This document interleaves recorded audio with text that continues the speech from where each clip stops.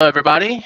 This is DFS Chan coming to you here live on the 26th. It's a Friday night. Hope you guys are having a good night so far.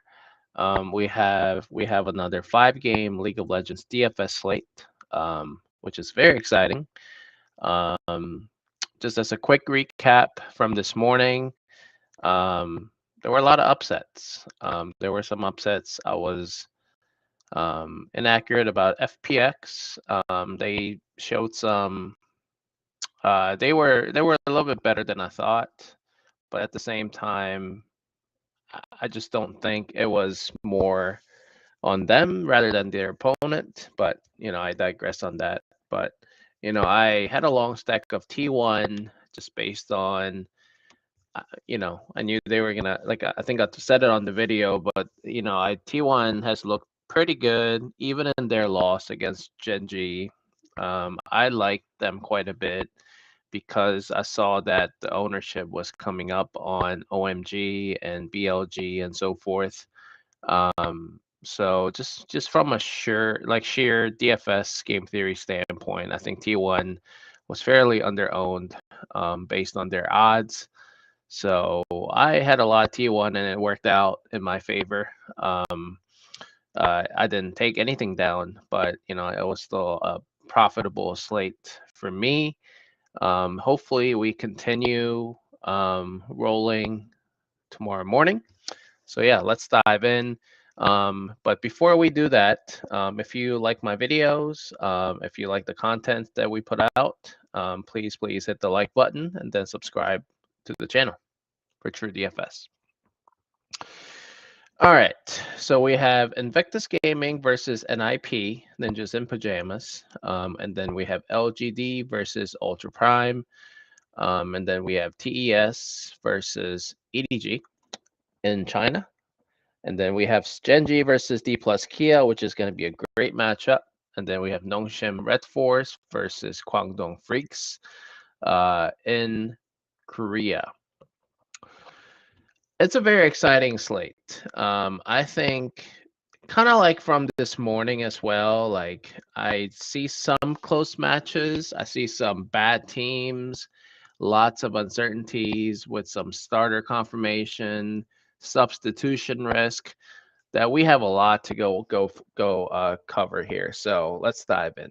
For the first game, it's Invictus Gaming versus NIP. We have Ninjas in Pajamas. I have them actually projected to finish in top 6 this year for LPL. I think Aki at jungle has been playing much better. I frankly think he is a better jungler than Tianjin, IG's jungler. So I think they have an advantage at jungle for NIP. And in the bottom lane, I think it's a wash between Xiao Yuji Wink versus Photic Joe. But in every other lane, I think Rookie overcrying for sure, in my opinion. And then YSKM versus Shanji is a tricky one. I think YSKM has a wide range of outcomes where he had some really good games 2 years ago and some last year, but then he had some really bad games last year as well.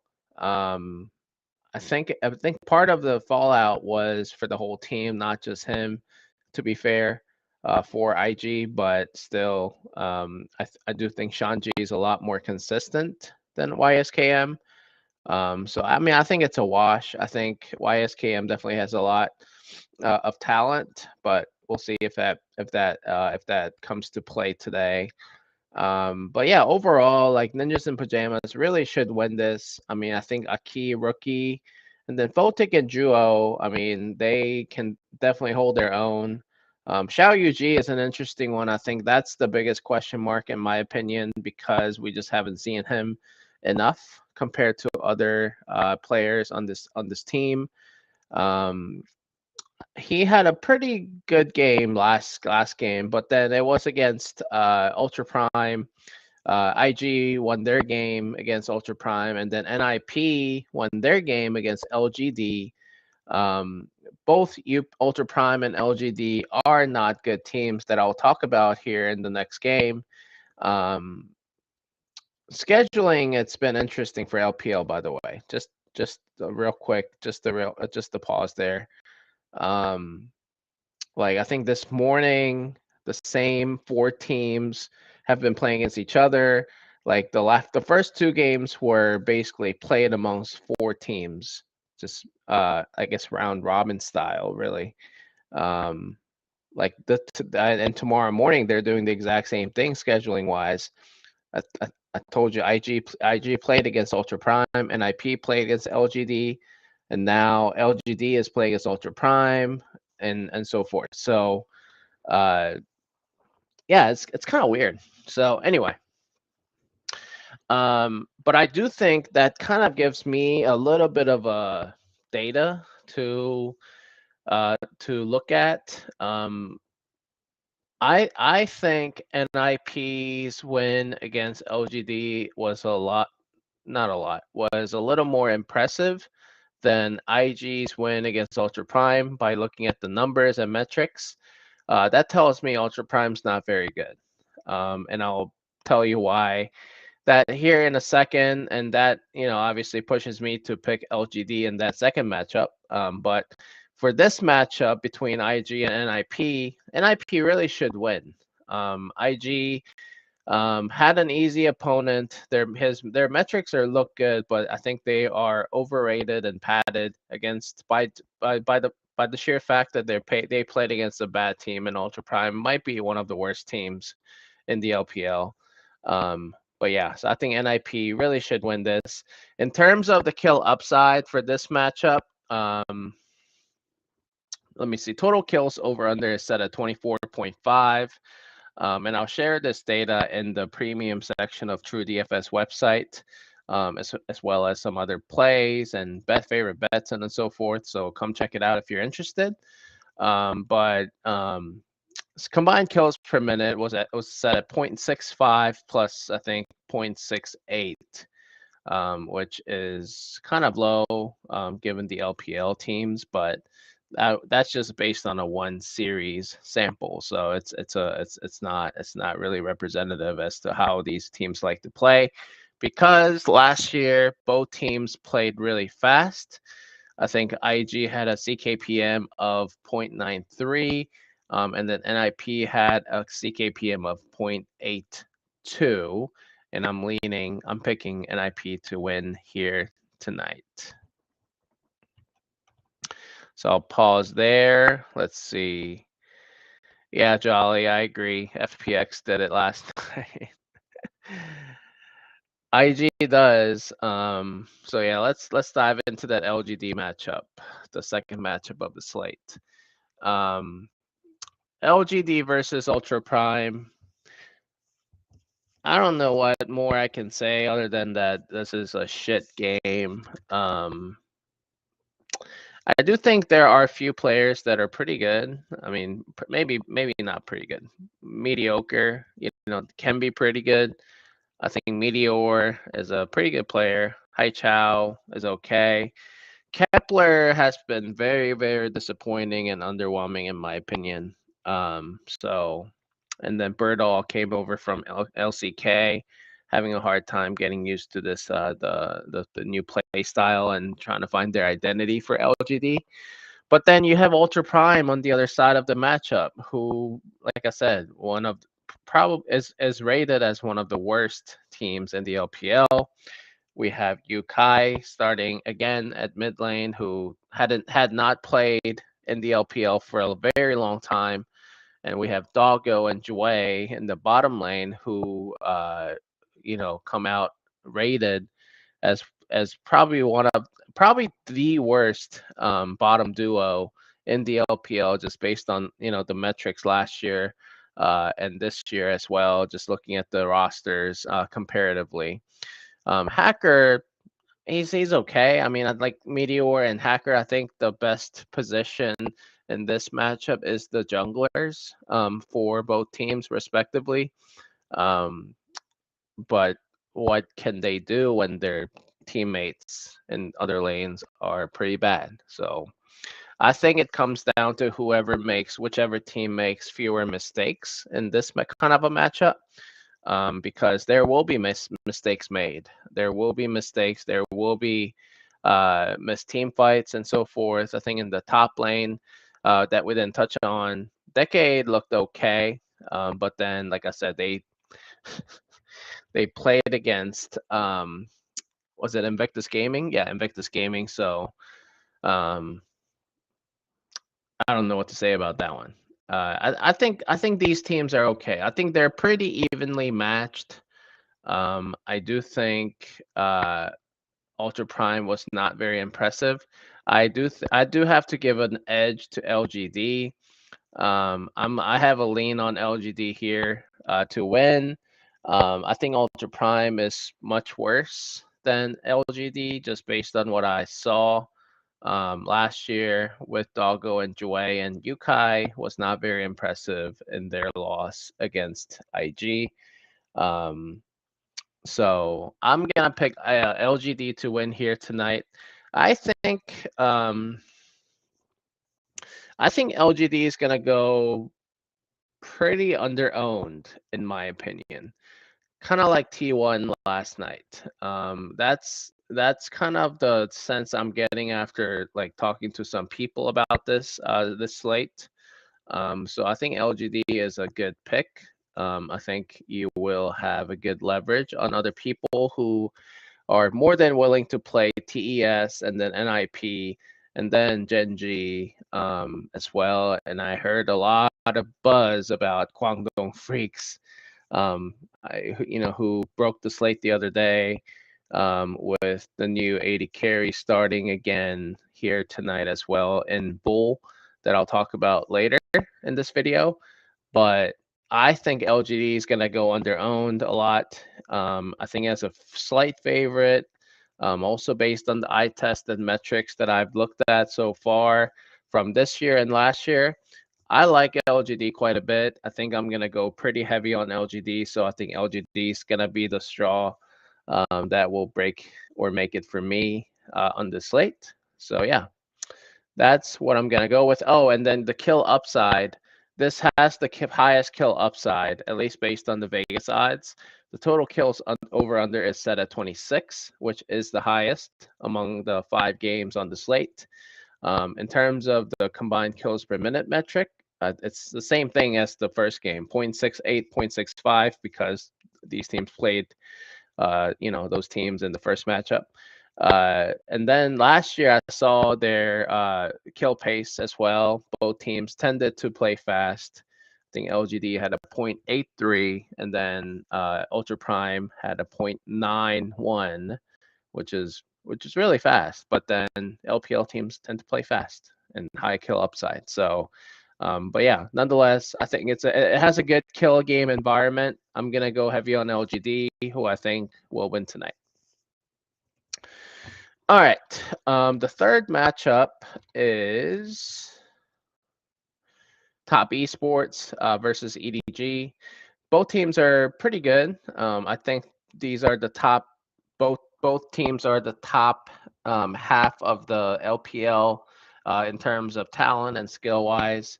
So I think it's gonna be an interesting one. So we'll see. Uh, I think Top Esports is going to win. I mean, I don't know about you guys. I think Top Esports has a lot more talent.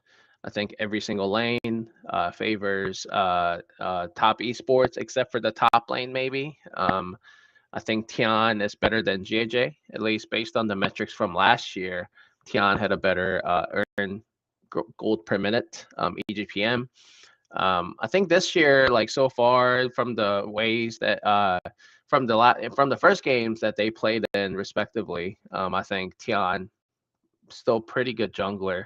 JJ, who used to be a really good jungler, kind of fell off last year a little bit. I think both are very, very solid, at least based on the way that they performed in their first games. I know Top Esports lost to BLG, and BLG, Like they are the top two teams along with JDG and the LPL. So I'm not gonna knock him down too much on that because he had to go up against June, who you saw this morning is probably the best jungler in the LPL so far, even better than Kanavi at the moment.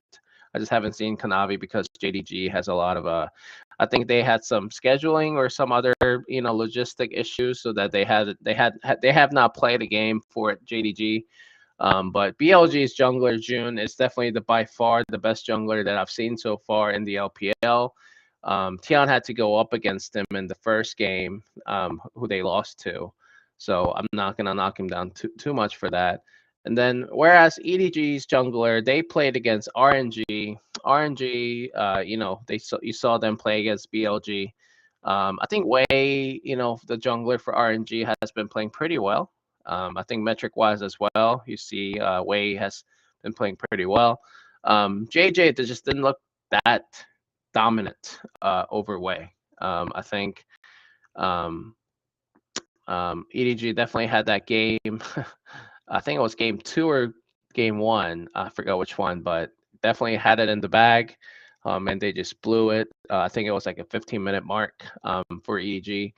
And I blame that on the jungler there, because I think I saw a team fight where he just not secure enough of a vision and so forth, like just the basic stuff that the jungler should be doing, where he kind of lacked. And that can be fixed throughout the season. I mean, it's the first game of the season, so I'm not too worried about that. It's not more of a fundamental mistake that he cannot fix. I mean, he's a good player still, and he will fix that along the way. But that's a long way of saying Top Esports lost to BLG. I mean, really should be forgiven just based on the way how well BLG has been playing, not only this season but last season as well. I do think Tian better than JJ. Jackie Love definitely better than Leave so far.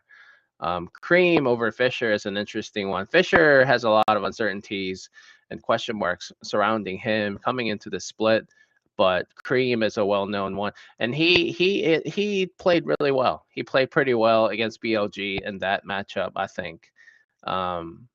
So given all of that, I think Allah definitely has an advantage over 369. I'm not a huge 369 fan, but I haven't seen Allah carry a team to victory in this meta or the last year's meta. It's really hard for top laners to make that much of a difference, that big of a difference, comparatively, whereas the junglers and the AD carries can do so, in my opinion. So I think that advantage has, it's a lot reduced there. So I prioritize a lot of the junglers and AD carry and support, as mentioned before on my previous videos. So given all of that, based on that, I think Top Esports really should win here tonight. I think EDG's upset path will need to be through the top half of the map. I think the bottom half, Jackie Love, Mako, are definitely better than Leave and their new support for EDG Vampire. I think it could happen, but I think 9 or 8 or 9 out of 10 times, I think Top Esports really should win through Tian and Jackie Love and Mako. I think Cream will be just fine against Fisher. So I like Top Esports. Now, in terms of the kill upside, total kills over under, it's at a 25.5, or 26 if you want to round it up, which is about the same as the LGD versus Ultra Prime matchup. So this has a good kill game environment, high kill pace, combined kills per minute set at 0.78, 0.75. For TES and EDG respectively, which is higher than the first two games that we just talked about. Now, last year, both teams played pretty fast as well, 0.80 and then 0.87 kills per minute on average for these teams respectively. So yeah, I think all 3 LPL matches have the potential today to go off. Whereas I think for LCK games tonight do not, in my opinion. I know some of you guys are projecting the Guangdong Freaks versus Nongshim Red Force in the LCK to go off, but I think it was more of a anomaly that Guangdong Freaks scored really well last game. So, but yeah, I'll dive into that here shortly. But yeah, I think it's an LPL night. I think you kind of have to get the LPL stacks correctly for you to do really well tonight, even in cash. So yeah, like I said, I'm gonna pretty heavy on LGD, but in this matchup particularly, TES should really win here tonight. Before I go into the LCK, I will take some questions. Let's see. Jolly says, I'm leaning towards playing Genji. What do you think? Here, I'll talk about it next here in the video, but I think D plus Kia has a decent chance to upset Genji based on the metrics that I saw. I think the odds, Vegas odds, should be closer than what they are.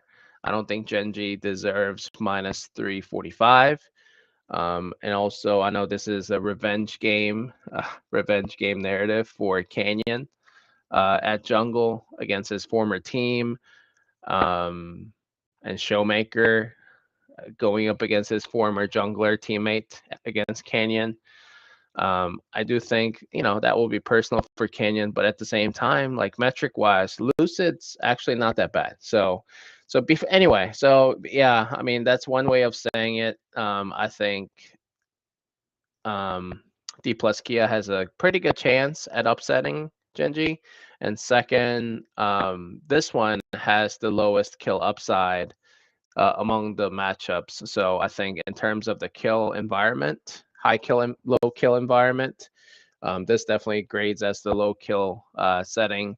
So, I think for cash, maybe I think Genji makes sense, but for GPP, I think this is the matchup to avoid, to fade if you are looking for that. So,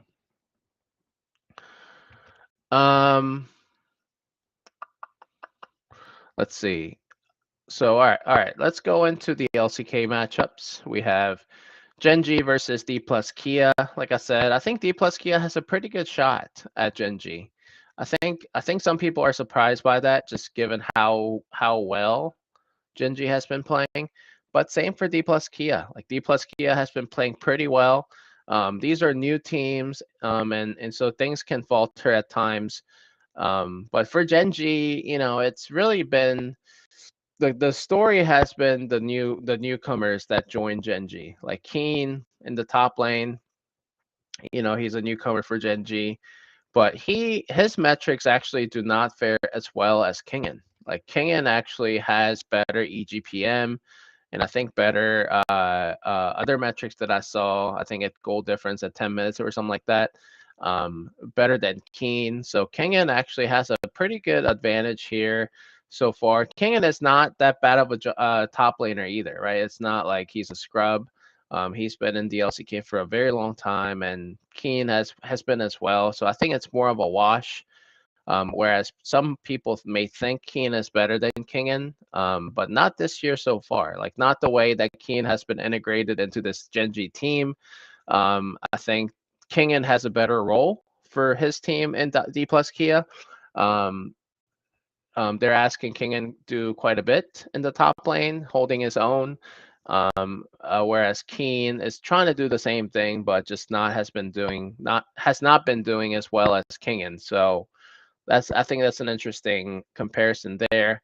And then Canyon and Lucid. Lucid is the new, rookie phenom that's supposed to replace Canyon, who leaves a big shoe to fill for D plus Kia. But he's been pretty good. I mean, he's been pretty good. I think uh, there is a chance that he might crumble against his, predecessor at Jungle, but I think he'll show up. I mean, so far he just has not played scared. I know his metrics are not as good as Canyon's technically, but I think their overall jungle control percentage for D plus Kia, if you go look at it on Oracle Elixir, that's where I look at the data. Lucid's or D plus Kia's jungle control percentage is actually not that bad. I think it's actually up on Genji, surprisingly. But I know Canyon's individual metrics are better than Lucid's. So we'll see how that pans out. But and then Showmaker Chovy, that's a classic mid laner matchup for LCK. Both players have been playing pretty well. Chovy's been excellent. Showmaker has been pretty good, pretty great.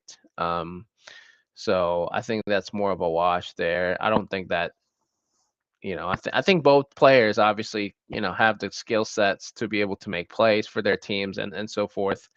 But in the bottom lane is what it gets interesting, right?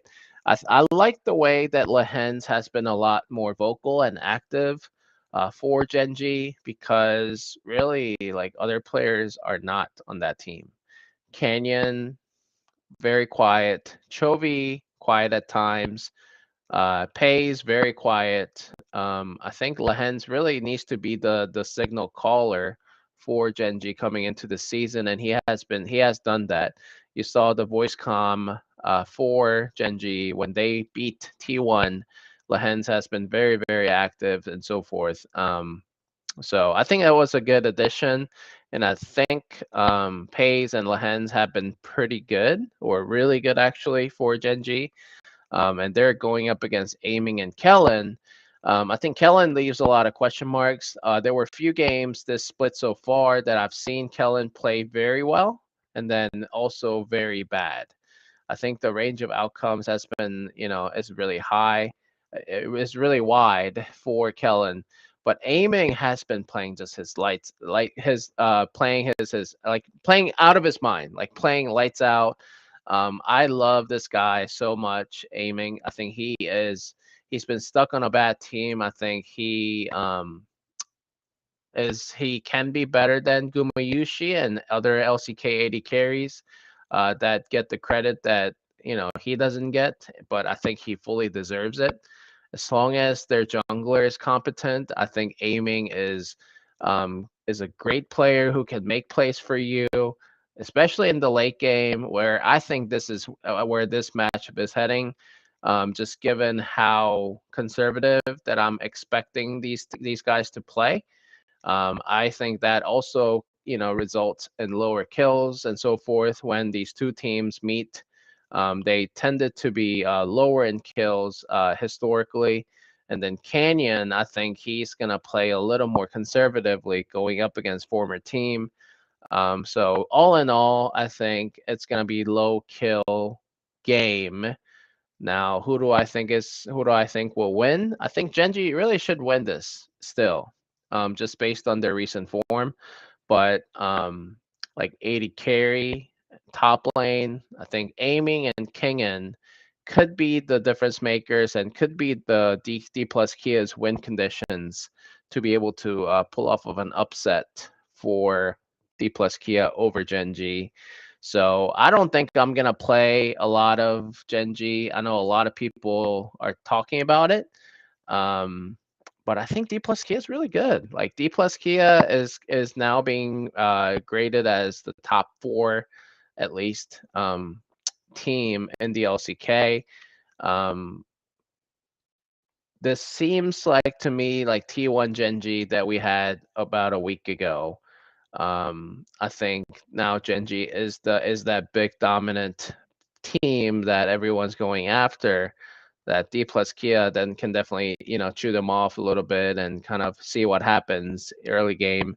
So I really like. I think I'm gonna pick Genji to win. Yeah, I'm gonna lean Genji to win, but still I'm not 100% sure. On Genji, deserving that minus 345 odds there by Vegas. So I think I'm gonna fade this matchup quite a bit, hoping that it results in low kills. So yeah, I think that's where I'm at with this match. And then the second matchup is, let's see, before I go there, let's see any questions for Java. Yeah, I mean, the kill total is, it is what it is, right? Like Vegas is not always right. But it is worth looking at. Most of the times they're correct. So, that's obviously the threshold that you just go with. But in terms of the kills over under for the Genji D plus Kia, I think it was set at 22, which is the lowest among the 5 matchups here tonight. The next LCK matchup between Nongshim Red Force versus KDF is set at 23, one higher than Genji D plus Kia. So not that big of a difference. Obviously, they can be flipped, depends on how the games go. But yeah, Nongshim versus Guangdong Freaks is an interesting one. I think a lot of people are now believers in Guangdong Freaks after that just burst of skills and talent that you saw out of the new 80 carry for Guangdong Freaks in Bull. I fully expect Bull to start again at 80 carry over Taeyun. So make sure you get the right 80 carry in there when you are stacking Guangdong Freaks.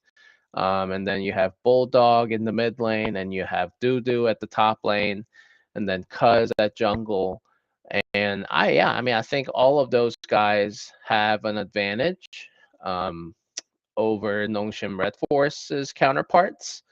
Cuz at least for me, is definitely better than Sylvie. Bulldog has been playing pretty well over Call Me. I think there's an advantage there. But Bulldog has shown that he is sometimes inconsistent as well. So there's that. Jiwoo for 80 carry for Nongshim Red Force. Had a pretty good first game in my opinion, but kind of fell off a little bit. Going up against Bull, who really showed a lot last game. He knew how to be aggressive when he needs to, and that's what I like about aiming and few other 80 carries that I respect a lot, who are also very good in terms of racking up kills and that kill upside that I'm looking for when I'm playing DFS. And Bull has that. Bull has that. Now, to do that consistently when the other teams may have a different game plan now coming into this game after watching him in their first game, that's when these players, especially the newer ones, tend to make a lot of mistakes and so forth. So we'll see how Bull reacts to that game plan by Notion Red Force. In terms of the bottom lane matchup between Jiwoo and Peter versus Bull and Andil, um, I think it's a wash. Like, I like Jiwoo quite a bit as well. I think Bull had a very solid showing last game, but I'm just not a firm believer in his skill sets at the moment. I mean, he had one really good series, but I'll just have to see a few more in that. Um, Now, in terms of jungle and top and the mid lane, the top half of the map really favors Guangdong Freaks, I think. So really, yeah, Guangdong Freaks really should win here. Now, in terms of the kill upside, like I said, 23 was the over/under threshold for this matchup for total kills, and then combined kills per minute set at 0.71 for Nongshim, and then 0.88 for Guangdong Freaks, which are an aggregate higher than Genji versus D plus Kia. So yeah, I think Guangdong Freaks projects, to be a good team and good stack to use tonight. But oh man, these are two really bad teams, right?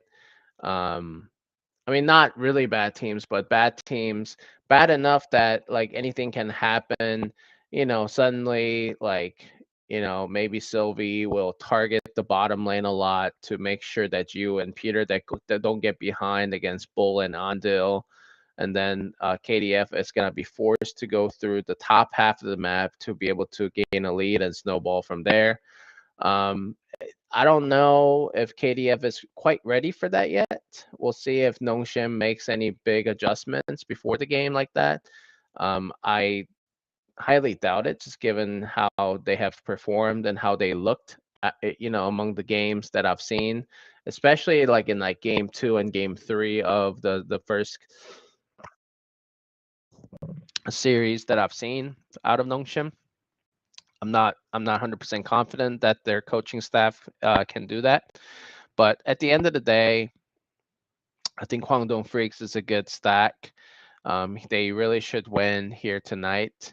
I'll have some Guangdong Freaks players, but I think that naturally makes Nongshim a good pivot and GPP leverage play. And what you think, if you think this is going to be a high kill game environment, Guangdong Freaks advantage level is not that much better than Nongshim Red Force, right? So I think if you are looking to take down a GPP, and if you think this results in high kills, I think Nongshim Red Force naturally makes a good GPP play if you're interested in that. And I would go heavy on Jiwoo over Call Me. I think there is also a substitution risk in the mid lane. Also, I'm not 100% sure if Call Me is even going to start in the mid lane. Fiesta, who used to start at mid lane last year for Nongshim, was benched before this season started, and Call Me has been starting all games at mid lane for Nongshim Red Force. But given their recent struggles, maybe they'll go back to Fiesta. I don't know. So just given all of that, and also given the current meta, which favors the 80 carries, I would target Jiwoo over Call Me if you are looking to stack Nongshim Red Force for GPP. All right, I think that's it. Let's talk about any questions that you guys may have. Jolly, thanks for all the questions. Yeah, I mean, position-wise, I talked about this yesterday, but depends on what stacks you got. Obviously, the mid laners have been playing and performing really well. And like I said, if you are looking to captain one of them, I would look at their kill share percentage.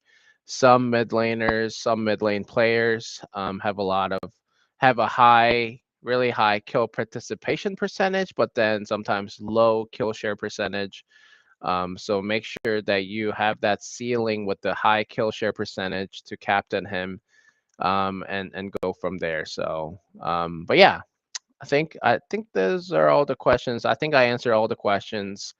Yeah, if you like the video, please hit the like button below. Good luck out there. I know this video it was a little bit longer than expected. So yeah, good luck out there. Let me know if you have any questions. Holler at me at DFS Chan. Yeah, good luck, and I'll see you tomorrow. Bye bye.